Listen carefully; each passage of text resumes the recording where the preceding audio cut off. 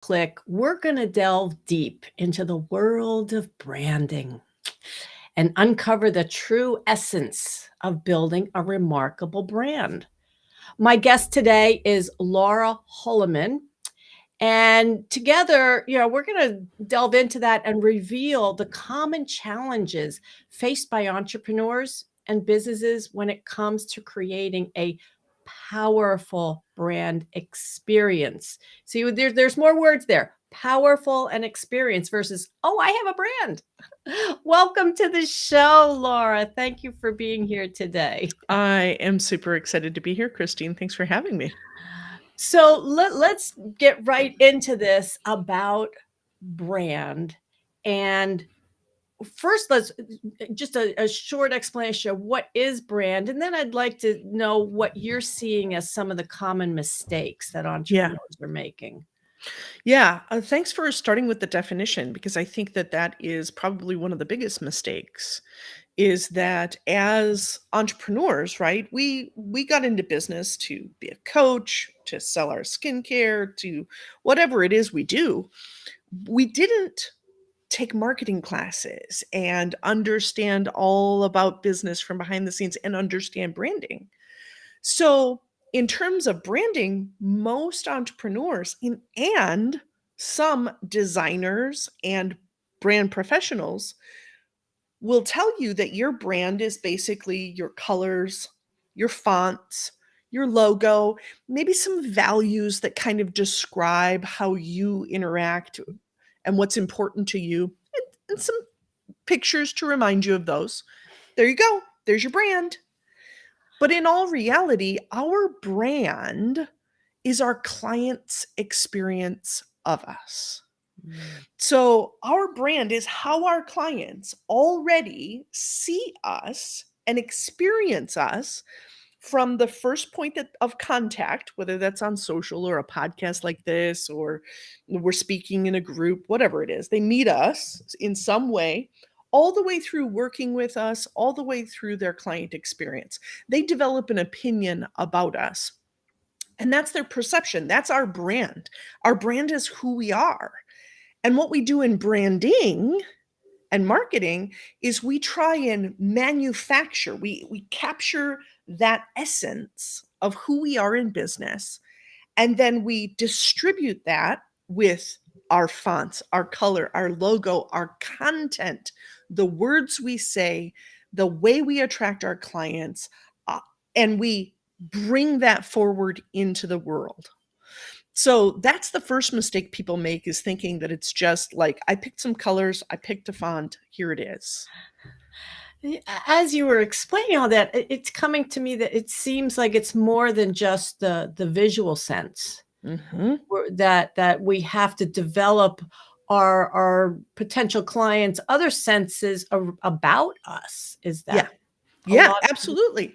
Because here's the thing. If we have, so recently I started working with a coach, helping her with her branding, and her visual imagery was really light, really fun, really joy filled, tutus and roller skates, and then in the words about what she wanted to do, she talked about how in the corporate environment, the patriarchy has taken over and she wants to tear down and burn the patriarchy with tutus and roller skates. Ooh. There was a disconnect in the intensity of her message and the visual imagery. And what we need to do is we need to find a way to mesh those together. So we're working on her branding and maybe telling a before and after story, right? Bringing in some photos and imagery that fits with that corporate patriarchy, very big fiery mission that she has. But we got to infuse some of that spark and some of that fire that she brings with. So it is about more than our visuals. Visuals are a main component, but if our visuals and our copy, our visuals and how we speak and present ourselves doesn't match, then that's the second problem that I see in branding, is there creates this inconsistency. Mm. And when there's inconsistency, Our clients go, huh, that's weird. But subconsciously, as humans, anytime we go, huh, that's weird, it registers as untrustworthy. Mm. And so it creates this barrier between our prospective clients and that closed sale where they're like, I'm going to have to watch a little longer. I'm going to have to research a little more. I'm going to have to try and figure this out of whether or not I can trust. They're not even consciously thinking that, but it's what happens when there's inconsistency in our brand. So is that why someone might join our list because they might want that free PDF, whatever you're offering, and they might hang around for a while or maybe even attend a webinar or something like that. But when you go to sell whatever you're selling, they're not buying. Right. Because you haven't built up, we buy based on trust. We buy because we think, hey, that person can solve my problem, Mhm. and I trust that they can solve my problem. And so our branding, I talk about how it's like on a spectrum between over here, a slip and slide in the backyard, all greased up with Dawn dish soap, and you're sliding, your clients are sliding right into your offers from that lead generator to the webinar to saying yes to the paid for program. They're right in there. Or over here on this end of the spectrum, it's like making our clients crawl across high grit sandpaper. How long are they going to crawl through inconsistent, doesn't make sense, I'm not sure if I can trust this person content before they either get to the sale or they say, I don't want to put in this work anymore, I'm out. So, somewhere right now, all of our branding is on this spectrum. What we want to do is try and take where we're at right now and move it closer to the slip and slide. Mm. Oh, I love that analogy. That boy, it's very visual. I get that. I hope our listeners are paying attention to that too. So would you say that when somebody has been in business a while and they've got their brand and they've put marketing material out there, they're speaking and everything, and things just aren't working, and they're like, but I have to learn one new thing. There's something missing in my business. I have to add a new program. Might this be a sign that, Right, they need to take a step back? right. Yes, I totally hear you as you talk about add the new program. With over 10 years in the coaching industry, I see coaches making this mistake very frequently. They're changing their offer, they're changing their workshop, they're changing their program, instead of taking a look at that foundation of branding. Because if branding isn't our whole business, right? We need to go out and do sales. We need to go out and do networking. We need to put our offer in front of people. But if you're doing all of that and something's not working, it's time to come back and see if the foundation of your business, which is your branding, is strong, is connected to who you really are, and is consistent across all the different aspects and platforms that you have. Yeah, we don't think of that. We always just keep thinking we gotta add something new. Well, I should say, I'm a bookkeeper at heart, and I look at numbers, and I believe in, at least looking at what you've been doing and seeing what worked, what didn't work, and making adjustments that way. But it makes total sense when you talk about, instead of adding new programs or changing something up, look back at your branding and how consistent you are in that. Now you've developed your own formula, Yeah. your endotype formula. Tell me about that. Yeah. So the Endotype Branding System is based on or a division of the Endotype Formula profiling system. So everything is branding needs to be based on who we are. If it's branding for a big company, so like let's say McDonald's, right? They pick a character, they make up a character, make up a person and a personality, then they infuse that into their marketing. As small business owners, we need to base it on who we really are. instead of making up kind of who we want our clients to think we are. And in order to get clear about who we are, frequently we need to use outside perspective because sometimes our internal awareness is a little off. So, the Endotype Formula is a personality profiling system that is very easy. It's a very simple quiz to take. It's only 5 questions. It's kind of based on, do you think like this or this? Do you communicate like this or this? But within those 5 questions and within the formula itself, we understand so much about who the person is, about not just how you think, but what motivates you, what strengths you have, but challenges you have. And all of those things then influence who you are in your business and in your brand. So the Endotype formula gets us that first big step. Oh, this is who this person, this small business owner is. Now we want to know, how do they do business? Are they positioning themselves with kind of that supportive energy or more of an authority energy? So we're looking for a few different variables.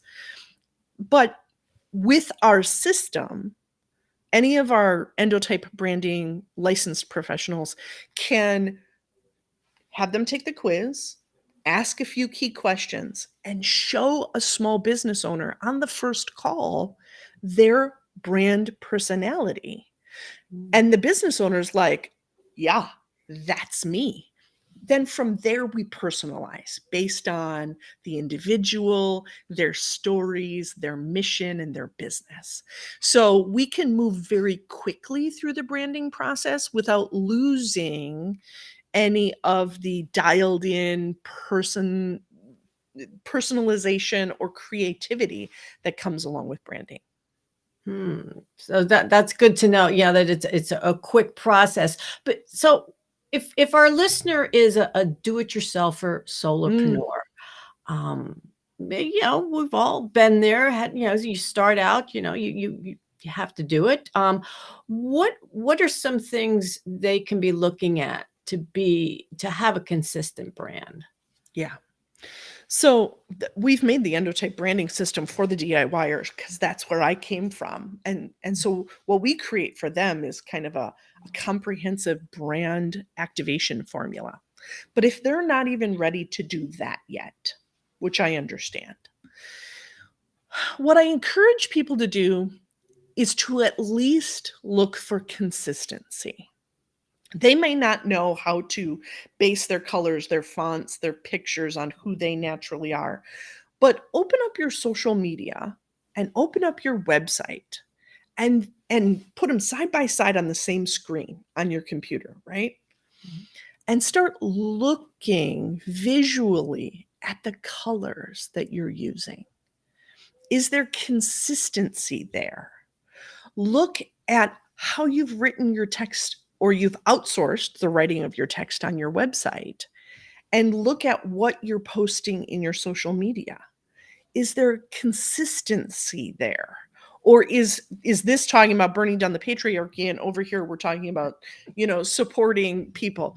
And there's just a slight inconsistency in messaging. Look for places, or have one of your business besties go and look for places where they think, that's weird, and then learn how to fix or change the weird parts of your brand.